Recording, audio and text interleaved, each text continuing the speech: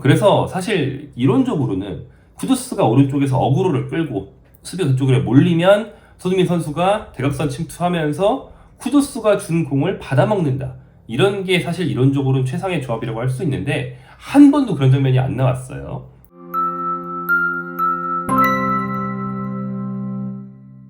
안녕하세요. 돌아온 볼리TV의 후토크입니다. 저희가 후토크가 돌아왔다는 거 바로 토트넘의 프리시즌이 시작됐다는 얘기죠. 첫 번째 프리시즌 경기, 새로운 감독과 함께하는 손흥민 선수의 첫 경기, 그 상대는 레딩이었는데요. 어떤 경기였는지 차근차근 하나하나 이야기해 보겠습니다. 자, 오늘 경기 19일에 열렸던 경기였고요. 경기 장소는 레딩의 홈구장인 셀렉트카 리싱 스타디움이었습니다. 토트넘 호스퍼가 레딩을 2대 0으로 꺾었습니다. 레딩은 3부 리그에 있는 팀입니다. 잉글랜드 리그 1이죠. 익숙하신 분들은 설기현 선수가 뛰던 거의 20년 전입니다. 프리미어리그 진출 초창기, 한국 선수 초창기에 1부에 있던 레딩이 설기현 선수를 활용했던 그런 시즌을 아마 기억하고 계실 것 같아요. 지금은 3부에 있습니다. 자, 이번 경기에서는 전반전과 후반전 토트넘의 선발 멤버가 전원 바뀌었습니다. 그러면서 어느 쪽이 더 강한지 이런 걸 좀 가늠해 볼 수 있는 경기였는데요. 쉽게 말해서 전반전은 팀 로메로, 후반전은 팀 손흥민이었다. 전반전에는 주장이 뛰지 않았기 때문에 이제 부주장이라고 할 수 있는 로메로 선수가 완장을 차고 다른 선수들을 이끌었고요. 후반전은 손흥민 선수가 들어오면서 완장을 이어받았습니다. 이 어느 한쪽이 주전, 한쪽이 비주전 이런 건 아니고요. 모두 주전과 후보를 반반 섞은 그런 조합으로 두 팀이 나왔습니다. 손흥민 선수는 후반전 멤버로서 45분을 소화했고요. 손흥민, 최전방의 윌 랭시어, 오른쪽에 신입 선수인 모하메드 쿠두스, 이런 3톱이었습니다. 좌우가 완전 주전, 최전방은 좀 후보, 약간 이런 식의 공격 조합이었다고 보시면 되겠죠. 양민혁 선수는 이날 뛰지 않았고요. 벤치를 지켰고 다음 친선 경기 출전을 기대해 봐야 되는 상황이 됐습니다. 이날 득점은 세트피스 및 세트피스 이후 상황에서만 두 골이 났는데요. 먼저 후반 4분에 랭크셔가 첫 골을 넣었습니다. 쿠두스의 코너킥을 부슈코비치가 헤딩으로 떨궈주고 그걸 랭크셔가 헤딩으로 마무리하는 첫 골이 났고요. 후반 8분에 부슈코비치가 이번에 직접 득점을 합니다. 쿠두스에 밀어준 공을 부슈코비치가 왼발슛으로 꽂아 넣었습니다. 대체로 후반전에만 두 골이 났다는 걸 봐도 알 수 있듯이 전반전 멤버보다 후반전 멤버들이 조금 더 강했다라고 볼 수 있고요. 그래서 손흥민, 쿠두스가 좌우 윙어로서 전반전에 무어 존슨보다 당연히 강했고요. 딱 들어도 무어 존슨, 물론 존슨도 주전급이고 무어도 지난 시즌 많이 뛰었던 유망주지만 당연히 손흥민, 쿠두스가 세잖아요. 그건 당연한 거고요. 뜻밖의 공격력을 보여준 수비수까지 있었습니다. 차차 얘기해보죠. 먼저 손흥민 선수부터 얘기해보면요. 손흥민 선수는 몸이 조금 무거웠던 게 사실이었습니다. 후반전 교체 투입된 뒤에 45분 동안 왼쪽 윙어로서 뛰었는데요. 이날 토트넘이 손흥민 선수에게 돌파를 많이 요구했습니다. 그러나 이제 손흥민 선수가 확실히 치고 나가는 스피드 같은 게 100%가 아니었다. 프리시즌인 만큼 몸이 덜 올라왔다라고 보였고요. 시원한 돌파 성공을 보여주지 못했습니다.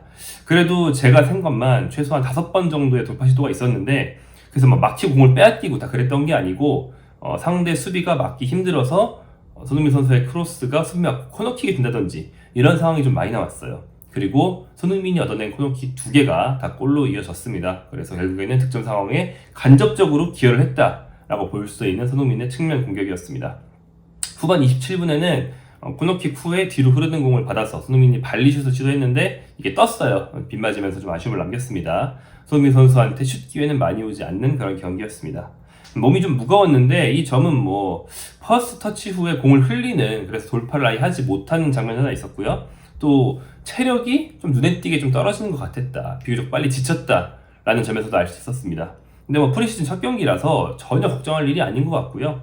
첫 경기에 모였을 때 선수들마다 체력이 얼마나 올라와 있는가, 얼마나 프리시즌 동안 푹 쉬지 않고 운동을 좀 해놨는가, 이게 준비 상태가 다른 건 당연한 거예요. 손흥민 선수는 비교적 노장이기 때문에 아주 팔팔한 선수들, 그래서 내가 꼭 다음 시즌 주전이 돼야지 이러면서 휴가를 반납하고 운동한 선수들보다는 당연히 체력이 늦게 올라오는 게 이제 일반적인 일이죠. 그래서 전 걱정할 일은 아니라고 생각하고요. 앞으로 조금씩 더 컨디션이 올라오는 손흥민을 볼 수 있을 거라 기대가 됩니다.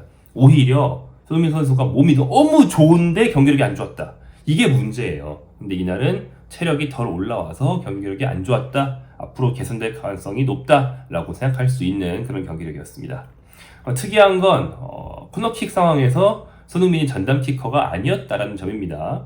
손흥민 선수가 토트넘에서 코너킥을 많이 처리해 왔는데요.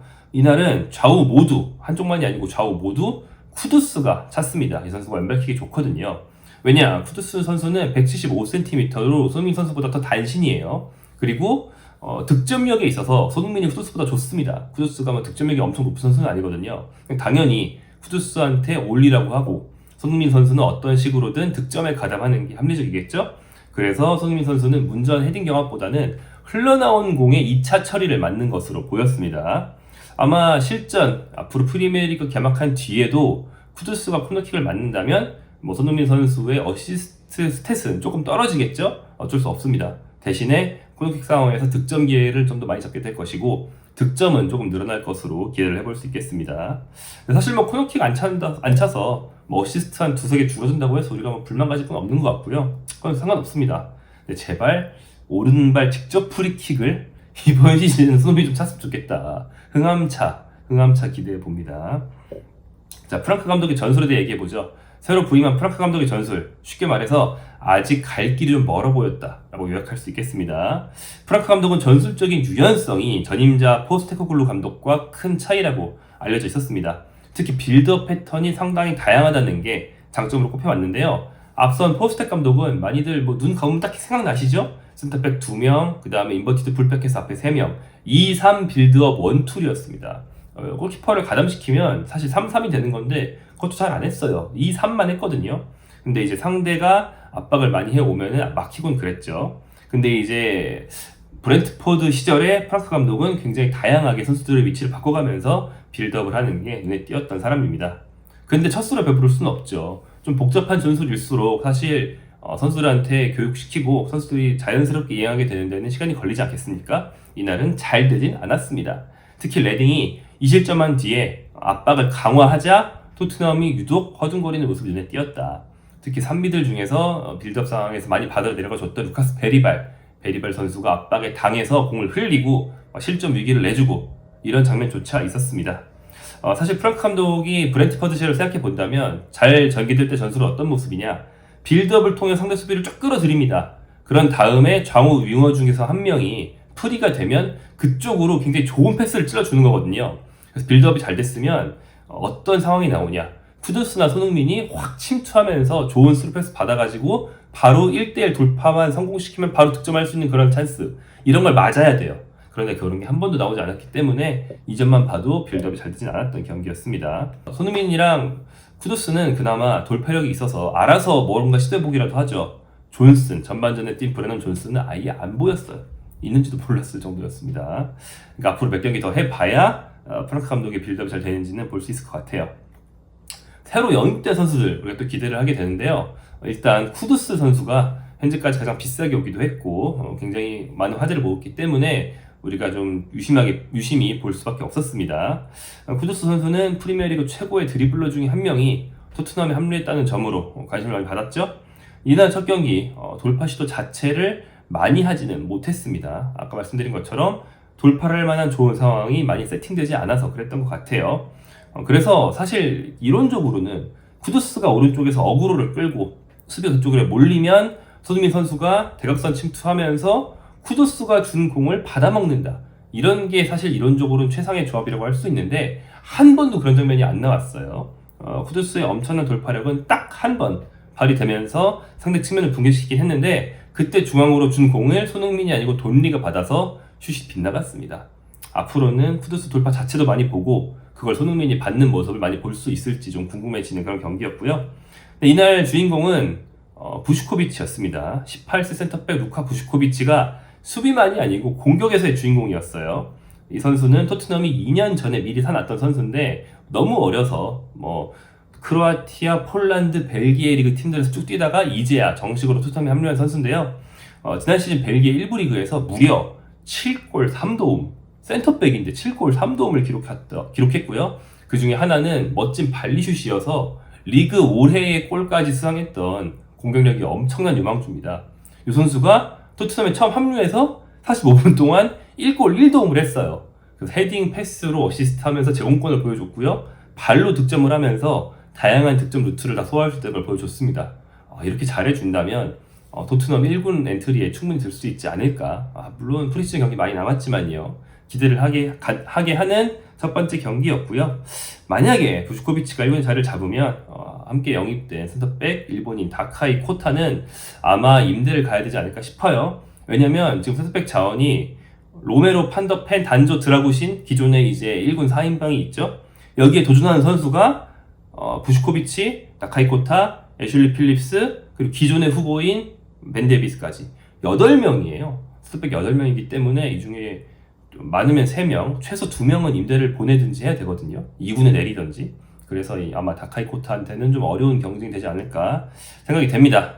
양민혁 선수 말씀드린 것처럼 그냥 못 뛰었는데 뛰지 못했던 양민혁, 아예 뭐 이제 좀 투입이 좀 요원했던 한참 먼 일이었던 다카이 코타 이런 선수들은 다음 친선 경기에서 자신의 기량을 보여줄 수 있어야겠죠. 토트넘은 일주일 뒤 26일에 루턴 타운을 상대로 두 번째 친선 경기를 갔습니다. 이렇게 잉글랜드 하부팀과 잉글랜드 자국에서 두 경기를 한 뒤에 투어를 떠나요. 매년 그랬던 것처럼요. 홍콩에서 아스널, 한국으로 와서 쿠팡플레이 시리즈로 뉴캐슬을 상대하고 독일로 가서 바이에른 뮌헨과 또 경기를 갔습니다. 작년에도 했던 것 같은데, 그죠?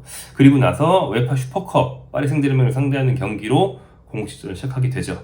숨가쁜 여름 일정이 다가오고 있거든요. 그래서 손흥민 선수와 양민혁 선수가 앞으로 자신의 기량을 보여줄 기회 많이 남아있고, 그 기량을 보여준다면 주전 자리를 잘 차지하고, 손흥민 선수는 당연히 원래 주전인데 주전 자리를 굳히고 의적서를 잠재울 수 있을 것이고, 양민혁 선수는 이제 임대설들을 잠재우고 1군의 자리를 잡을 수 있게 되는 것이죠. 그런 빛나는 주인공이 되는 두 한국 선수를 기대하면서 오늘 경기 후토크를 마쳐 보겠습니다. 볼리TV는 토트넘의 프리시즌을 계속 따라갑니다.